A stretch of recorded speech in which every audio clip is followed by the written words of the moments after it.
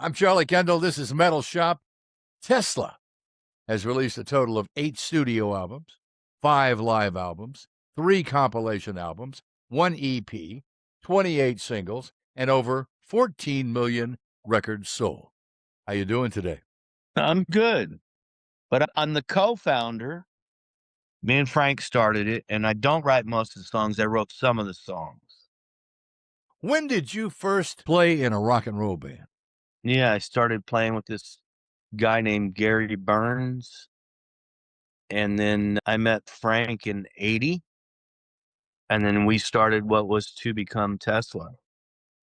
It was first called Earthshaker, and then we changed our name to City Kid, and in City Kid, you had Frank, me, Jeff Keith, Tommy Skio, and Troy Luccketta. And that's the order that Tesla came together. So, in terms of today, 2026, and when that band was together, are you having the same amount of fun or more or less? Different. You know what I mean? When you're young and it was 1986, everything was new. And so that was a different experience than it is now. The fun is that we're still there 40 something years later. And that has a different vibe and a feel to it. But yeah, no, in answer to your question, it's still fun. If it wasn't fun, I don't know that I could do it. When you play now, do you see 2, 3, 4 generations of fans in front of you? Absolutely. Yeah. What do you think it is that makes it appeal to that broad a stretch of demographics? It trips me out, but I'll go to the 8-year-old kid that's singing all the lyrics to Tesla songs, and I'll say, "How did you hear about this band?" And they'll say, "From my mom and my dad." And I'll ask the mom and dad, "How did you hear from this band?" "From my mom and my dad." So I see 3 generations, absolutely, of fans.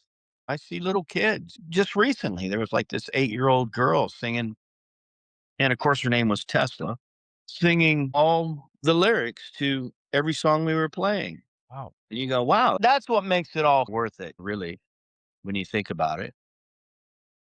In terms of what you find yourself most attracted to and enjoying the most, is it music creation, playing live? Combination of all of it, because when I'm in the studio, I want to play live. When I'm playing live, I want to be in the studio. But the whole thing, no matter what it is, whether it's making records or writing songs or playing live, it's all very addicting. It's just, what else are we going to do? It's what we do. It's in our blood.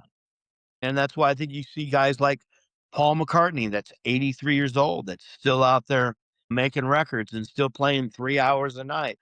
There hasn't been a lot of people in this business that we do, this music thing, that have retired.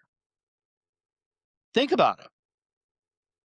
Sting still does it. Roger Waters still does it. Bruce Springsteen. These people, I think Tony Bennett, he kept doing it. Frank Sinatra, yeah. Yeah, I think you just do it until you die because it's in your blood. It's what you do. It's part of your makeup. Do you think that is from your dedication to the craft, or is it just that we're adrenaline junkies? What do you think? I think that people that do what we do are old souls. It's like breathing. It's just what you do.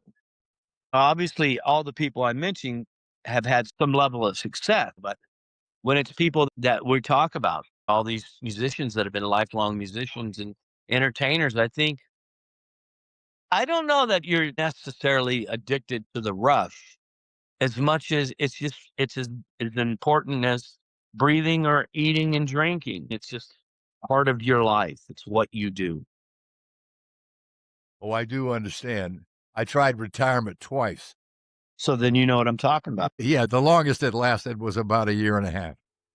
I'm good for about 3 days of not doing anything, and then I'm bored. I got to do something. What am I doing? What are you working on now?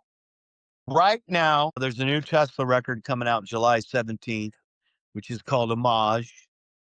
And it's one brand new song that we wrote, and it's 11 songs which are paying tribute to pretty much all the greatest singers of all time.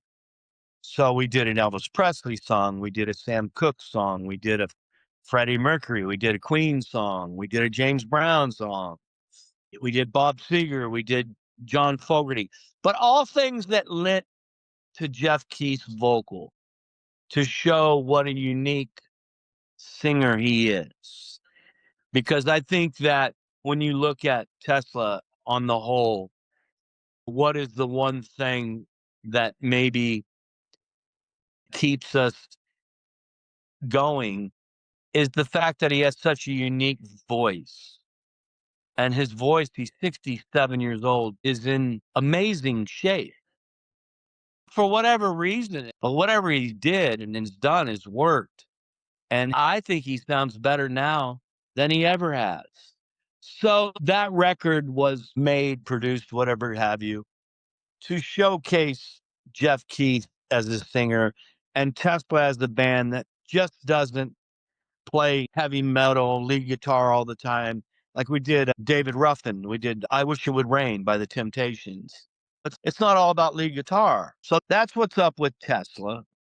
Outside of Tesla, I have a band called Terminal, which is me and Tommy Skio, who used to be in Tesla, who's been out of Tesla since 2006. We reconnected and we're having a great time together. Chris Holmes, the guitar player from Wasp, and Josie Scott, the singer from the band Saliva. And I have a band with those guys called Terminal that we're in the middle of recording an album. And then I also have another band with a young guy from England called Violet Breed, which is a like more of a pop band, rock pop. It 1 minute sounds like My Chemical Romance, the next minute it might sound like Harry Styles or Miley Cyrus, that kind of pop. So I'm pretty spread out and versatile, like 3 different styles. I do art. I'm one of the artists for the Wentworth Gallery. So I do art. I take photographs and put them on canvas and then paint on them. And then it's a mixed media art I do. I wrote a book a couple years ago. I'm working on a kind of a screenplay right now for what I'm hoping is going to be a TV series, working title King of Skidsville. I manage bands, I produce, I mix, I engineer. So, like I was telling you, me retiring doesn't really look like it's gonna. What is retirement for me? I'll be doing one of those things. So it's all music or entertainment related. So I'll just keep doing all that. And then Tesla's got this Motley Crue tour this summer. Motley Crue, Tesla, and Extreme that starts the 17th of July and I think runs through the end of September, 35 shows. And then we'll see what next year brings. But my plate is full, as they say. The depth of your catalog is massive in terms of great material. Thank you. I appreciate it. I don't think that you would have any problem playing a 2 or 3 hour show of your own No, stuff. but we don't. We used to at the height, I guess the height of our career when everything was firing, multi-platinum albums, MTV, radio play, and everything was probably 91, 92 when we had the album out called Psychotic Supper. And we used to play 2.5 hour shows. And now we do 100 minutes. And that, I think part of that is what attributes to Jeff's voice still being in such great shape. Because he spent a lot of years singing at the top of his range and shortening the set, not playing 5 nights in a row, all those little conscious things that we've done have allowed us to keep going and still playing 41 years later. We have lost a lot of great singers, and the voice is a muscle, and then you got age and abuse and singing out of the range and not. There's so many things, and I feel so lucky that Jeff, his voice is still in such great shape. And That was the whole reason for doing this album. Someone said, "Why'd you do another covers record?" Why not? Right? The last covers records we did were Reel to Reel 1 and 2, and that was in 2006. Let's start with we wanted to do it, right? And let's start with if you don't like the music, no one's forcing you to buy it or listen to it. But we thought it was a good idea. We were having fun. When we do things that are fun, it keeps us together. It keeps us out there playing and it keeps us out there doing what we do. And we did one brand new original. I don't know. It takes a lot of time to do a record. And that means that's time that we have to spend off the road, right? And what people I don't think they realize is that Tesla's not wealthy guys. But when we play, that's how we earn our living. We have to go to work. We're not so wealthy we could just stop. We were never that big of a band. We weren't as big as Leopard or Motley or Metallica or Guns N' Roses. We were like the next level down. I call them the A bands and we were the B band. So we still have to go out there and earn our living. And to be quite honest with you, people don't buy records like they used to when we used to put out records. They just don't. You get paid really shitty rates by this thing, Spotify. Terrestrial radio, you make 4 cents a play. So when I look at the thing strategically, and I manage Tesla, I have for the last 20 years or so. You go, okay, what are the priorities? Just goes back to the people still want to see this play live. Jeff's voice is still in great shape. Do I want to put 2 years on his voice in the studio and then that's 2 years he could have been singing?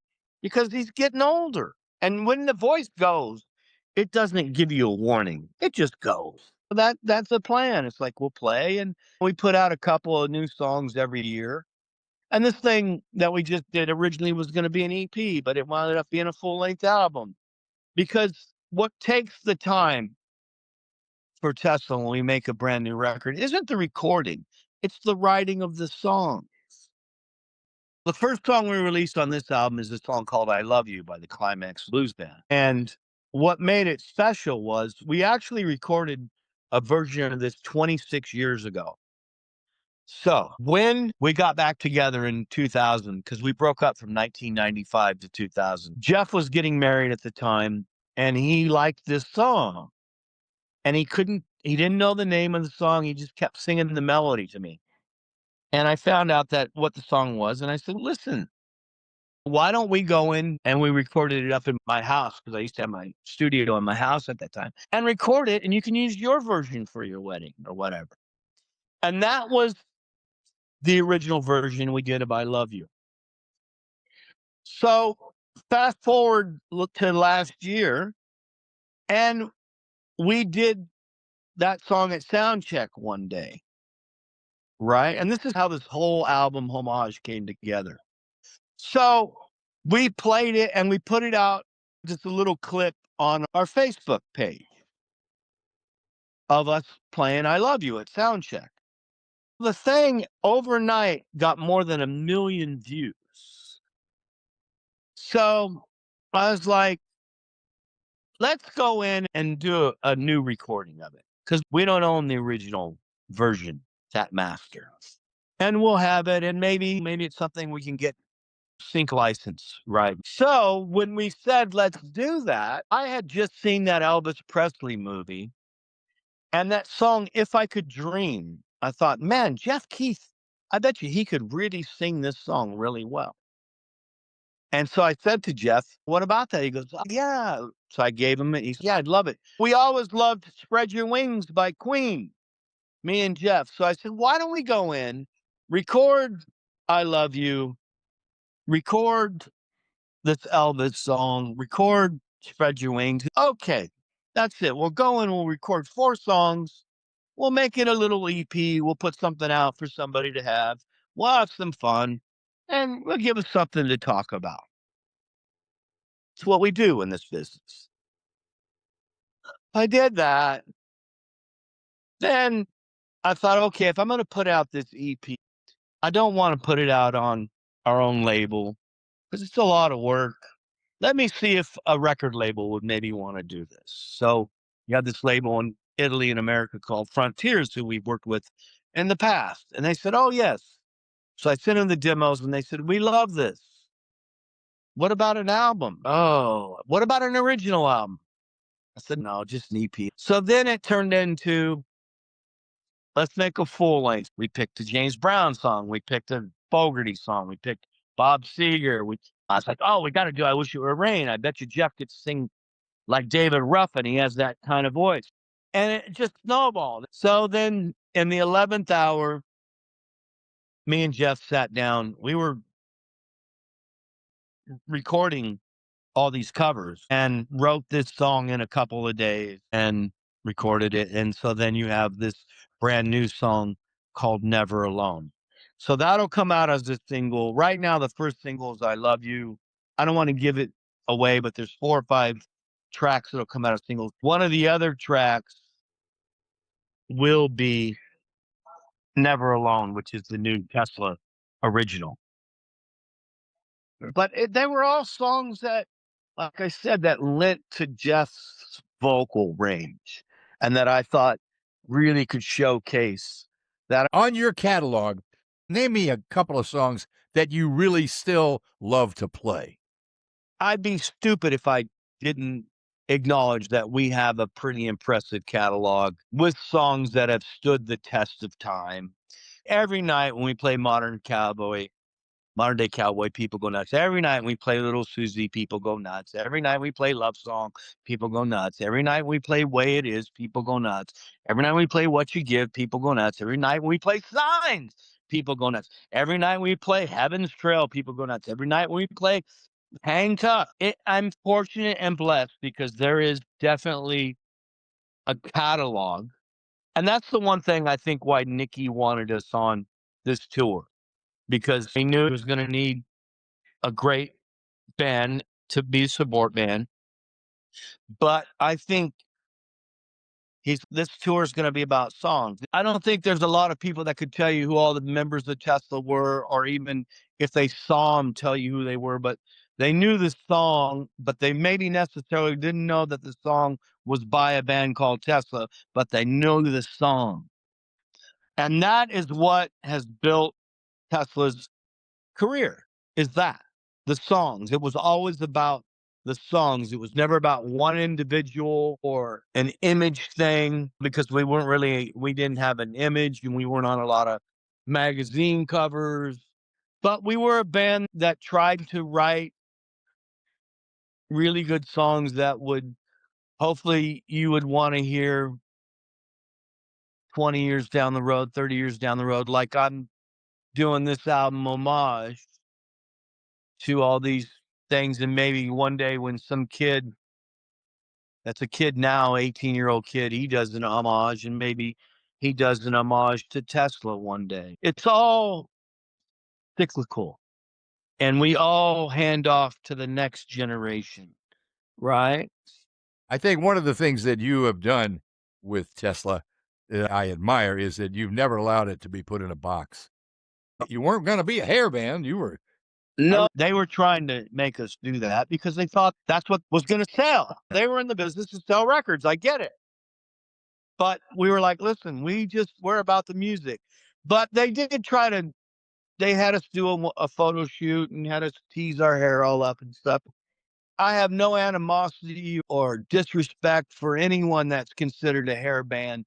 I get a little bit uptight sometimes when people try to call Tesla, oh, they're a hair band.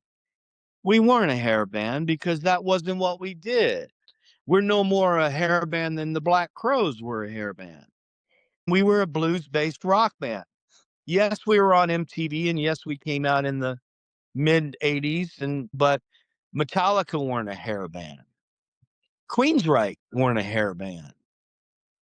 Listen, it's the condescending way they portray it that pisses me off.